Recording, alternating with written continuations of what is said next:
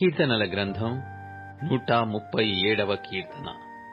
బబులోను నదుల యొద్ద కూర్చుండియున్నప్పుడు మనము సియోనును జ్ఞాపకము చేసుకుని ఏడ్చుచుంటిమి. వాటి మధ్యనున్న నిరపంజి చెట్లకు మన సితారాలు తగిలించితిమి. అచ్చట మనలను చెరగొన్నవారు ఒక కీర్తన పాడుడి అనిరి.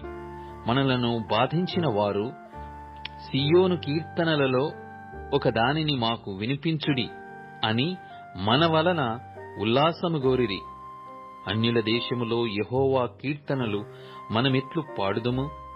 యెరూషలేమా, నేను నిన్ను మరచిన ఎడల నా కుడి చెయ్యి తన నేర్పు మరచునుగాక.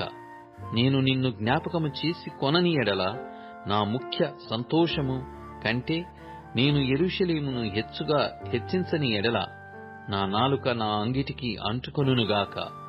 యెహోవా, ఎదోము జనులు చేసినది జ్ఞాపకము చేసుకొనుము. యెరూషలేము పాడైన దినమును జ్ఞాపకమునకు తెచ్చుకొనుము. దానిని నాశనము చేయుడి, సమూల ధ్వంసము చేయుడి అని వారు చాటిరి కదా. పాడు చేయబడబోవు బబులోను కుమారి, నీవు మాకు చేసిన క్రియలను బట్టి నీకు ప్రతీకారము చేయువాడు ధన్యుడు. నీ పిల్లలను పట్టుకొని వారిని బండకు వేసి కొట్టువాడు ధన్యుడు.